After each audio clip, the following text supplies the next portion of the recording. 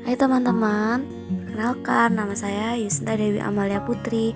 Saya berasal dari kelas 12 MIPA 3 SMAN 1 Tempe. Di sini saya akan menceritakan sedikit tentang pahlawan kita, yakni Muhammad Hatta.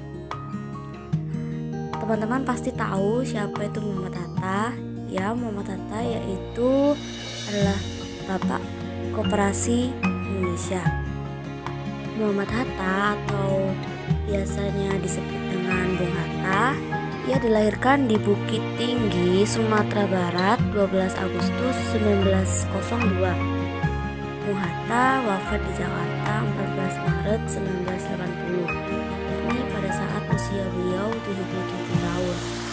Muhammad Hatta merupakan seorang pejuang, negarawan, dan juga wakil presiden Indonesia yang pertama.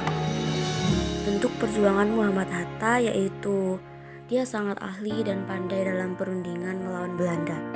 Muhammad Hatta mempunyai strategi yang sangat sulit diantisipasi oleh Belanda. Berkat keahlian dan strategi Hatta, pada tahun 1949, Belanda menyerahkan kedaulatan Republik Indonesia di konferensi meja bundar yang ditandatangani oleh beliau. Oh ya, sebelum kemerdekaan Indonesia, Muhammad Hatta juga berperan dalam panitia persiapan kemerdekaan Indonesia atau PPKI pada tanggal 18 Agustus 1945. Peran Muhammad Hatta dalam PPKI yaitu dia sebagai wakil ketua sidang PPKI. Dia biasanya memberikan penjelasan atau masukan mengenai pendapat dari Soekarno dalam merumuskan hasil Pancasila kepada peserta rapat. Muhammad Hatta terpilih menjadi wakil presiden Indonesia mendampingi presiden terpilih kita yang pertama yaitu Insinyur Soekarno. Muhammad Hatta merupakan Bapak Koperasi Indonesia. Muhammad Hatta menjadi teman seperjuangan Insinyur Soekarno. Adapun peranan Muhammad Hatta dalam proklamasi kemerdekaan Indonesia antara lain: yang pertama, dia menyusun konsep teks proklamasi di rumah Laksamana Tadashi Maeda bersama Insinyur Soekarno dan Mr. Ahmad Sudarjo.